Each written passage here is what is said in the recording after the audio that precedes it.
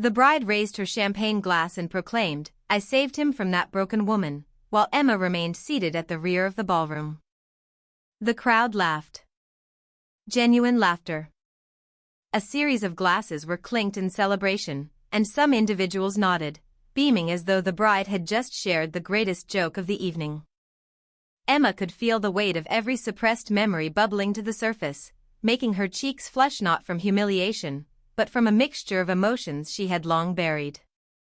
She remained still, resolute, though her insides twisted with turmoil. She refrained from letting tears fall. She held herself together. Suddenly, a waitress emerged from the glimmering chaos of the ballroom. She walked with deliberate slowness, as though navigating through water. She reached the center of the room, directly in front of the head table.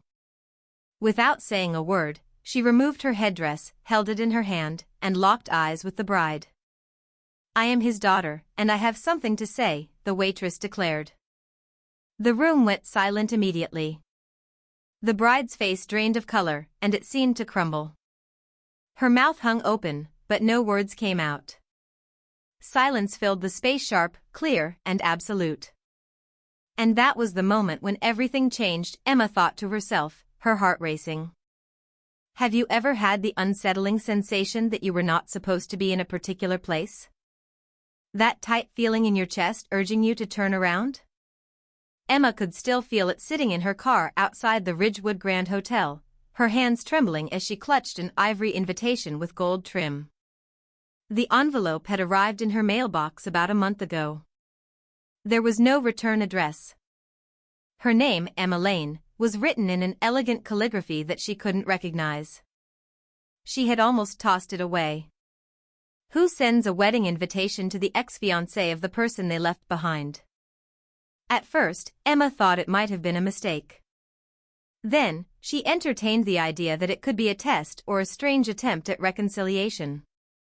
But deep down, she knew the truth. It wasn't just a simple invitation, it was a declaration. A warning.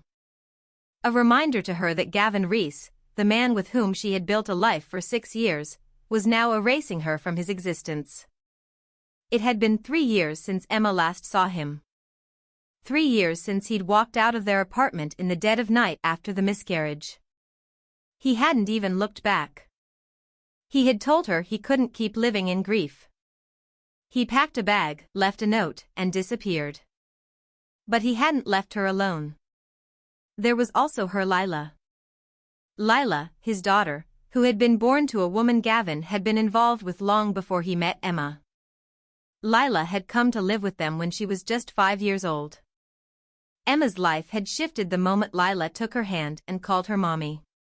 She no longer was just a woman who loved Gavin, she was someone who belonged to Lila. After Gavin left, Lila stayed. Not by chance. But by choice. For a long time, Emma had felt like a shell of herself. The sensation of waking up felt like dragging oneself through cement. The silence that hung in the air of their home was unbearable. In every corner of the apartment, in every song, and every photograph, there were echoes of a family that had barely been given a chance to exist. There were days when Emma couldn't even bring herself to pick up the phone. She stopped responding to friends, stopped looking in mirrors, as if avoiding her own reflection could somehow shield her from the weight of her grief. But there were still things she did. She made sure to pack Lila's lunch every morning.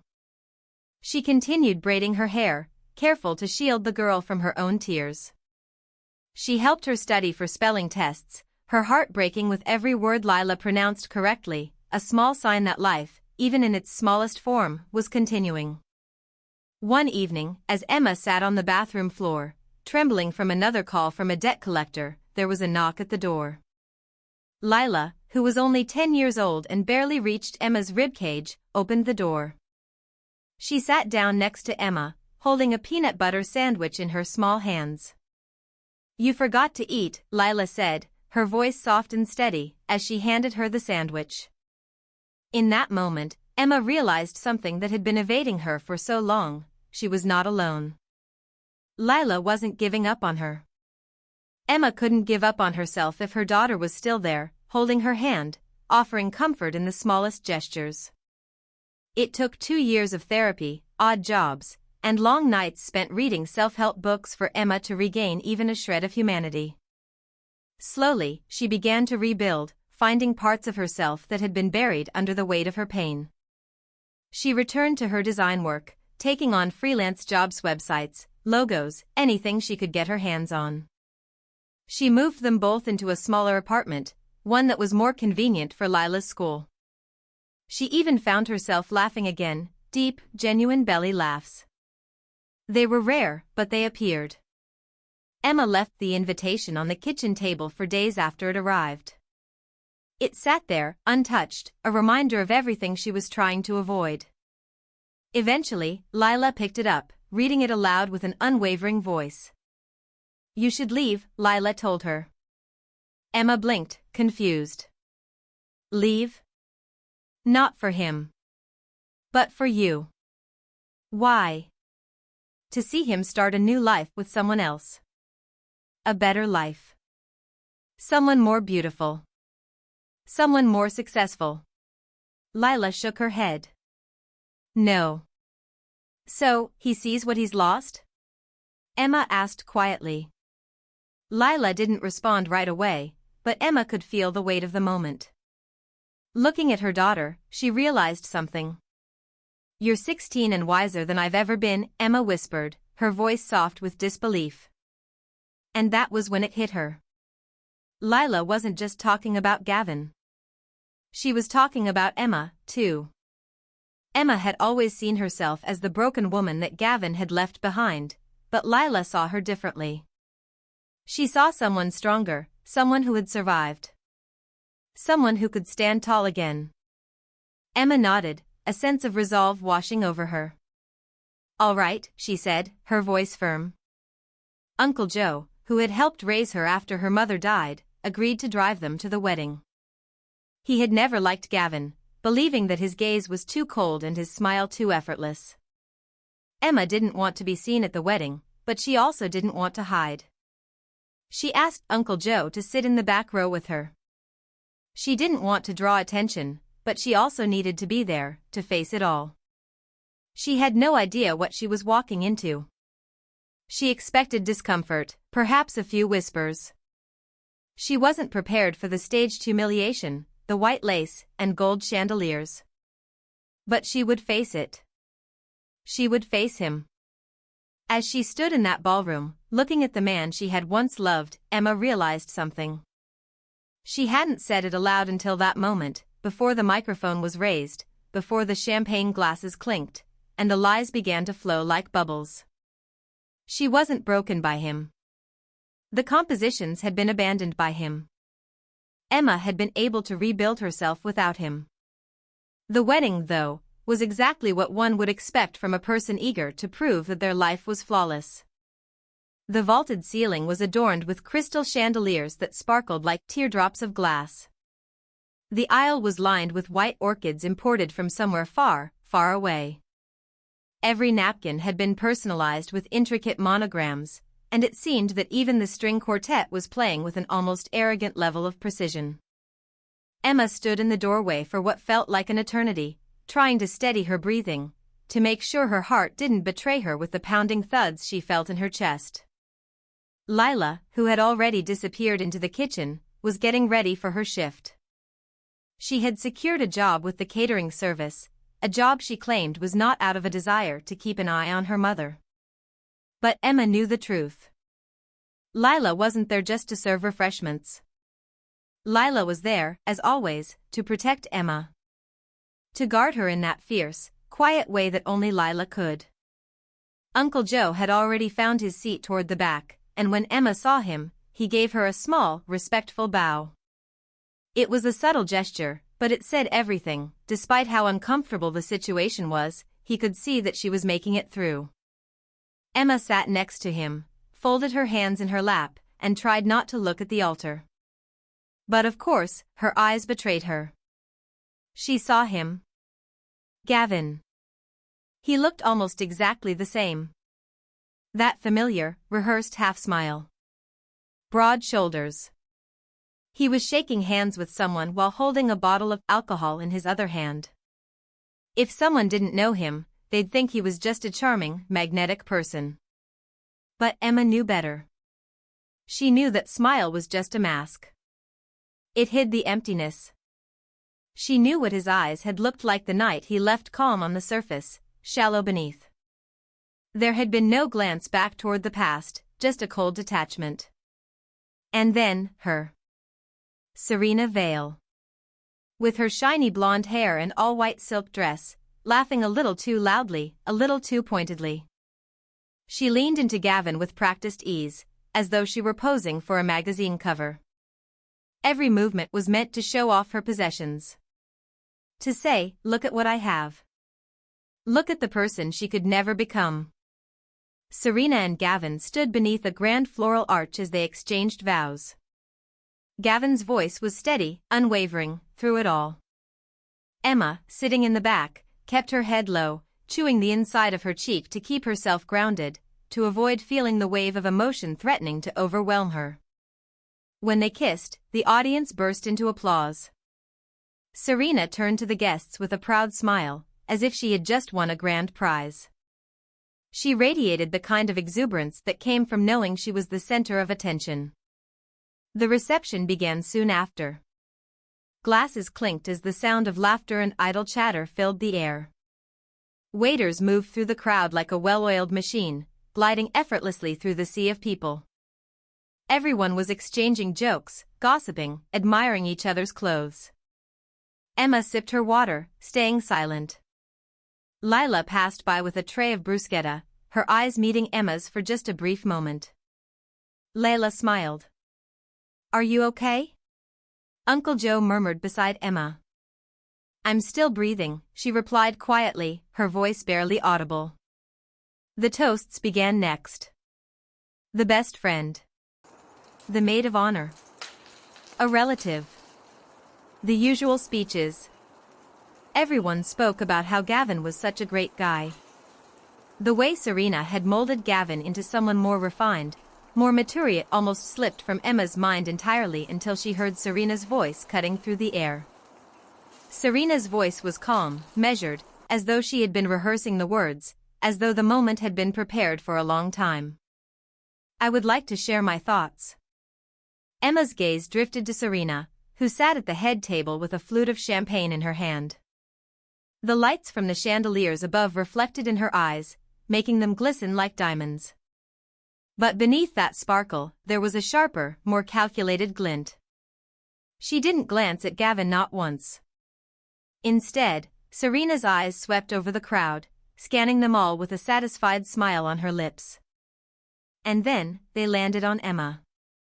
The words Serena spoke, so poised, so deliberate, felt like a blow to Emma's chest.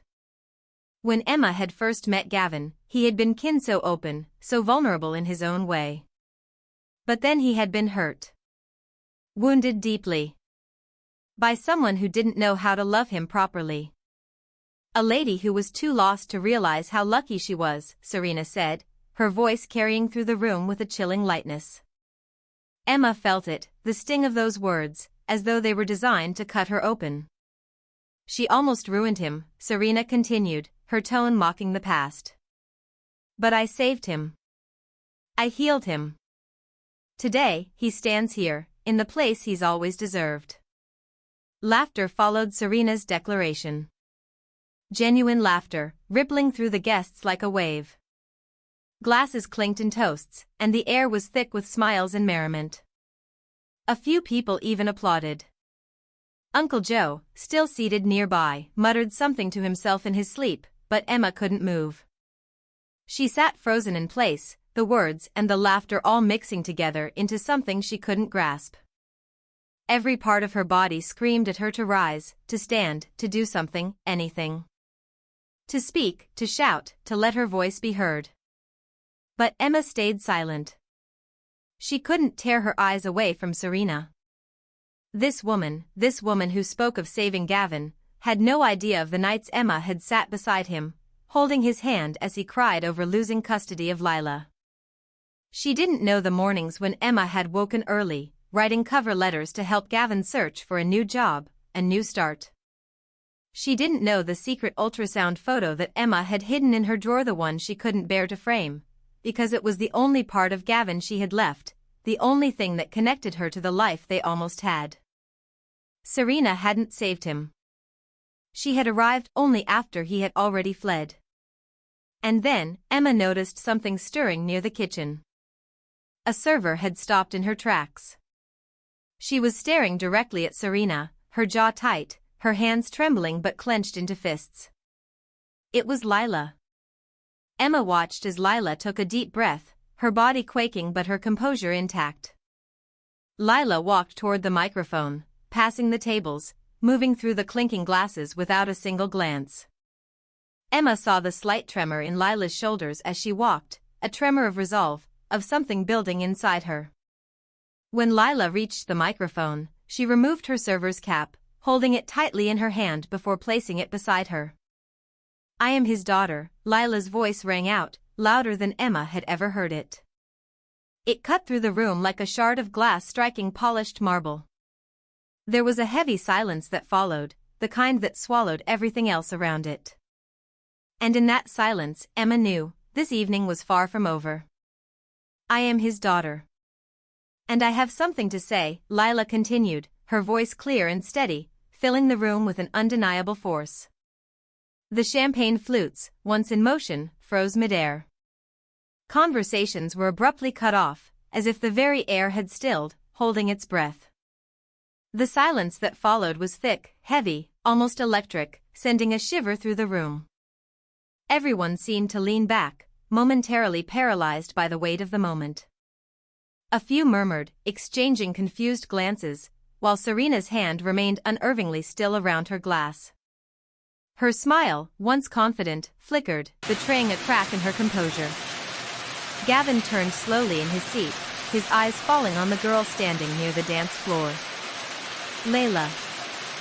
She wore a black apron and a white button-up shirt, her cap held firmly in her hands, and her hair had come undone from its braid, spilling loosely around her shoulders. Her chest rose and fell with each breath, as if each inhale was being drawn from the deepest part of her. Her voice, cracking at the edges, echoed through the stillness. "She is not just the woman you're talking down to," she said, her words resonating with more power than Emma ever thought possible from Lila. "I was taught by her." Serena blinked, her confusion evident. What's happening?" she stammered, but Lila didn't wait for a response. "I am Gavin's daughter," Lila continued, her words sharp, as if each one carried the weight of years of unspoken truths. "Before he met you, before he ran away, and before he pretended we didn't exist." The room shifted. Some remained still, processing the revelation, while others reacted with surprise. A few people in the crowd seemed to register the gravity of Lila's words, but one of Gavin's colleagues hesitated, lowering his phone as if unsure whether to continue filming. Lila didn't pause. She wasn't reading from a prepared speech. Her words were raw, unfiltered, an emotional outpouring, but they were undeniably true. "When I was 11, he left. Not just my mother. He left me too. I never heard from him. No calls, no letters, nothing. He vanished." Her eyes locked with Serena's, piercing her with a gaze that was both accusatory and filled with pain. "And you want to call her broken?" Lila's voice trembled, but it carried a quiet strength as she continued. "I watched her struggle in silence, so I wouldn't have to hear it. I watched her weep, trying to protect me from the truth. And when people asked where my father was, I told them he was on business, because I didn't want anyone to know that he chose not to love us." Emma noticed someone at the front of the room covering their mouth, likely in disbelief. The tray of a waiter hung suspended in midair, his steps frozen as well. Then, Gavin spoke. His voice was low, almost apologetic. "Lila's not here," he said, but Lila's retort came quickly, and with a sharpness that cut through his words. "Oh, now you remember my name?" She stepped forward, her gaze unwavering as she addressed him.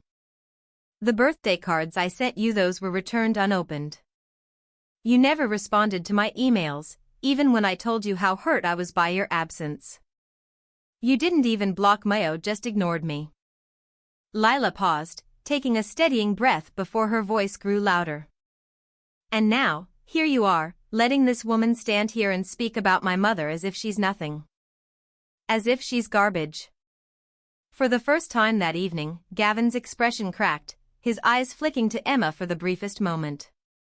But Emma didn't feel pity for him. She didn't feel the satisfaction of revenge either.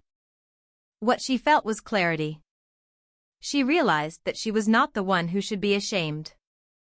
Lila was right. Serena had done nothing to Gavin. He was the one who had broken himself first, then tried to bury the people who cared about him. Lila turned her gaze back to Serena, whose eyes were searching for some form of helpsome ally in the room but found none. Serena looked back to Gavin as if hoping for him to speak up, to defend her, but he didn't.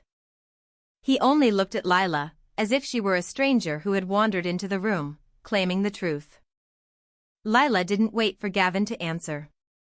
She continued walking toward Emma, each step echoing like a thunderclap in Emma's chest. When Lila reached her, she extended her hand, and Emma stood, her fingers instinctively wrapping around Lila's. It wasn't anger that surged through her, nor was it hatred. It was something far more potent: strength. A connection, fragile yet undeniable. Layla spoke again, her voice steady now. She didn't come here to fight. She turned to face the audience, her presence commanding attention. She came because I wanted her to know that she no longer has to hide. In that moment, Emma understood Lila wasn't just standing up for herself. She was standing up for the woman who had been there all along, the woman who had never given up on Gavin, even when he had given up on them. And as she held Lila's hand, Emma realized she was no longer hiding either. Lila's eyes never left Serena as she spoke, her expression calm, yet unwavering. Remain composed. Stay consistent, she said, her voice steady but sharp. She didn't need an invitation to step into the room, her presence was already known. And no one, especially not Serena, was allowed to reshape their story just to suit their own image. The silence in the room felt as if it were breathing. It was as if the space itself was holding its breath, awaiting what would come next.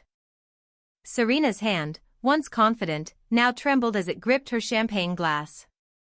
This is absurd, Serena muttered, her voice strained. She's just trying to ruin my wedding. Lila raised her head slowly, as if gathering all the weight of her words.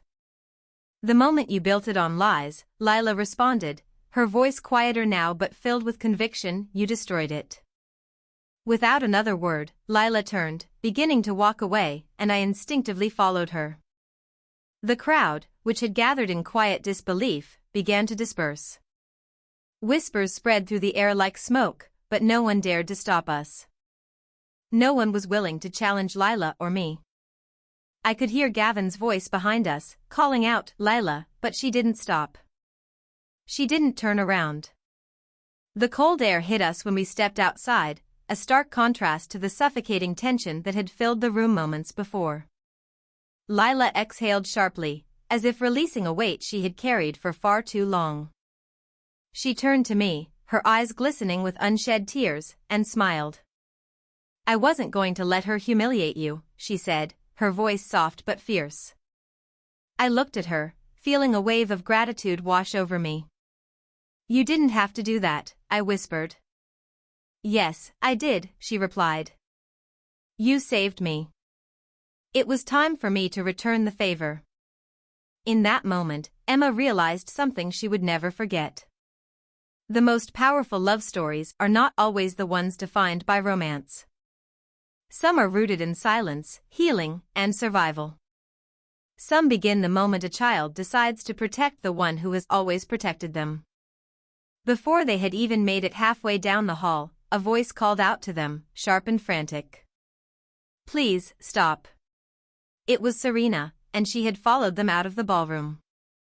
The pride that had once defined her seemed to be unraveling with every step she took.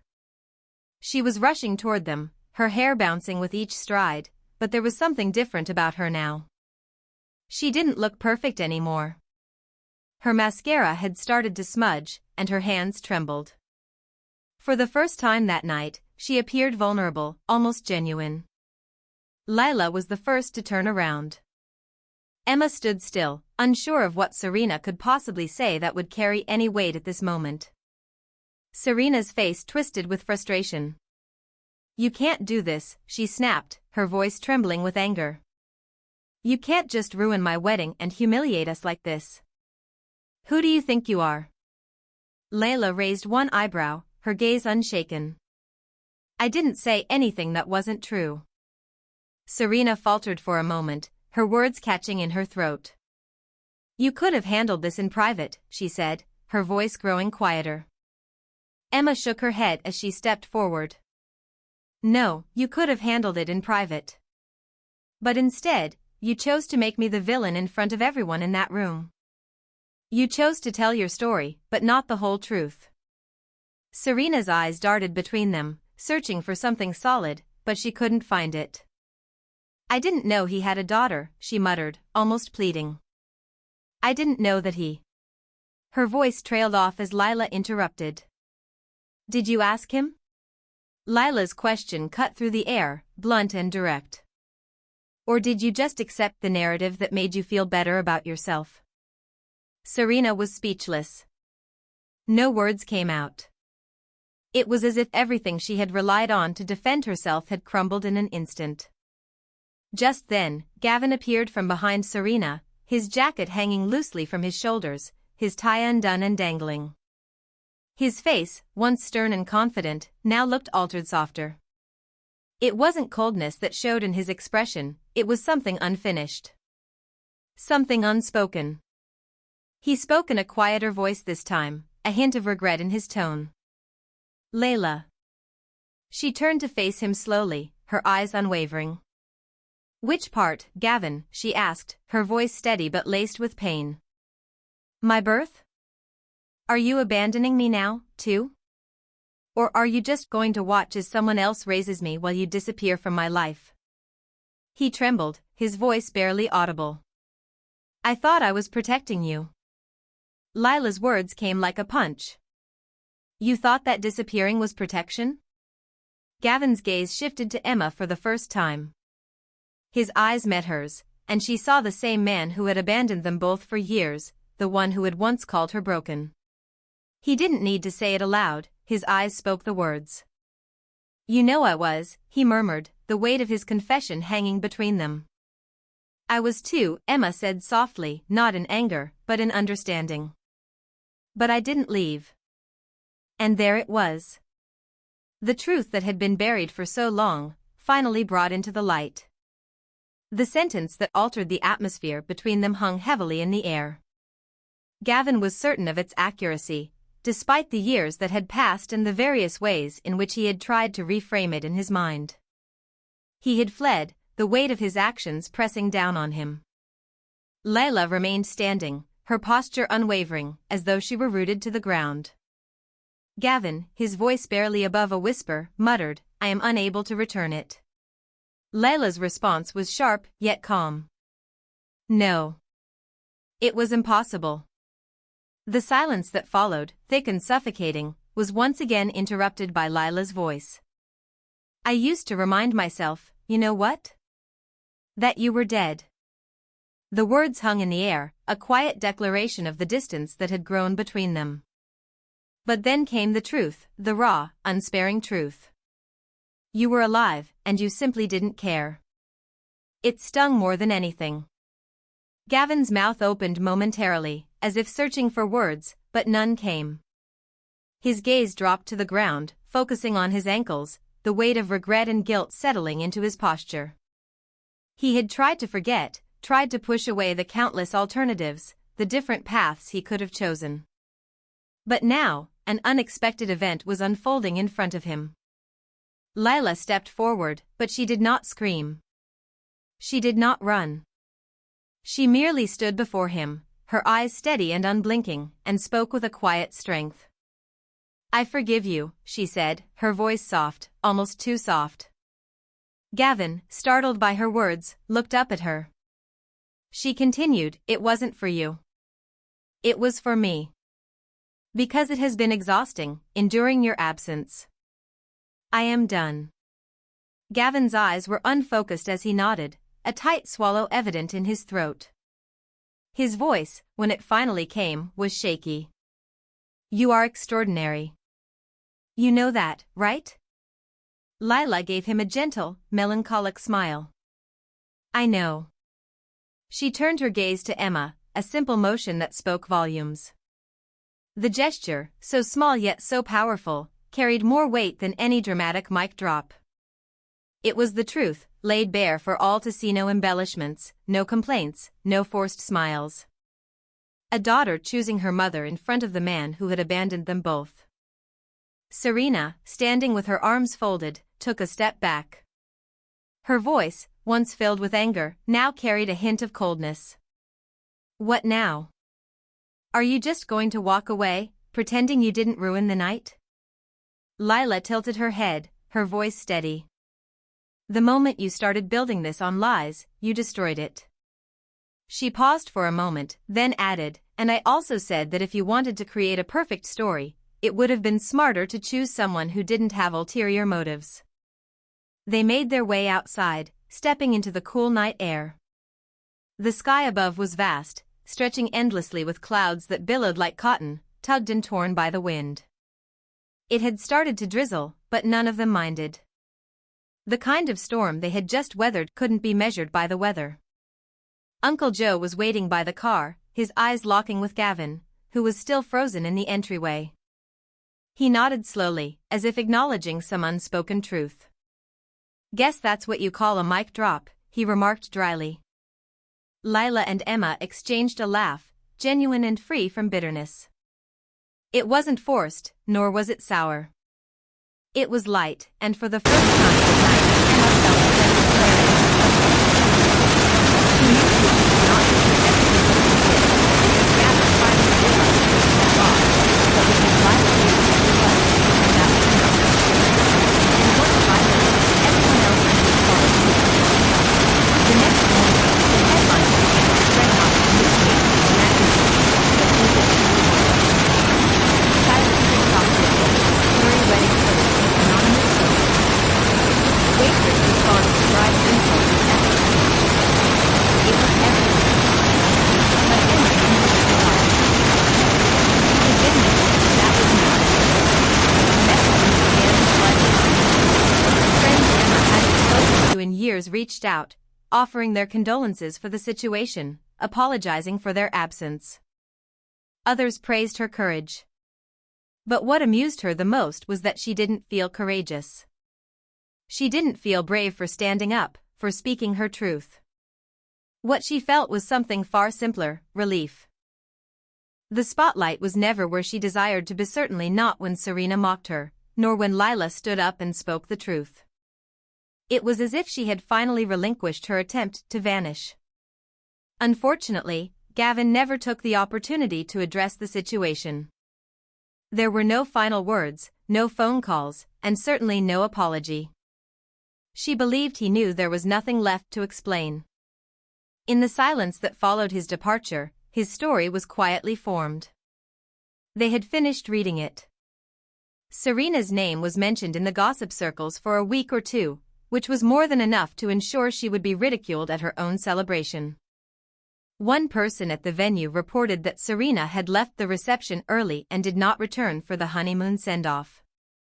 Apparently, she moved away within the month. Whether or not they stayed together after that was of no concern to her. The truth was, this story had never really been about them. It was about them, Lila and herself. It was about what they became after the people who were supposed to protect them walked away. In the days that followed that evening, something shifted within their home. It was both quiet and powerful. Lila had changed, become stronger. She walked with more confidence, taking up more space without a hint of apology. Sometimes, life doesn't give you the story you want. Sometimes, it rips pages in the middle of the chapter, leaving you to guess the ending. But there are moments when you get a better outcome by fighting for what you care about, showing unwavering love, or staying in a relationship. And the best part? No one has to give you permission to start. If this story resonated with you, if it reminded you of your own resilience or of someone who supported you when others didn't, consider giving this video a thumbs up. Share it with someone who needs to hear that being broken doesn't mean you're worthless. It's not about walking away and calling it strength. It's about healing and staying. And if you've ever been the one to hold the pieces together when someone else discarded them, or if you've had to rebuild yourself, please leave a comment.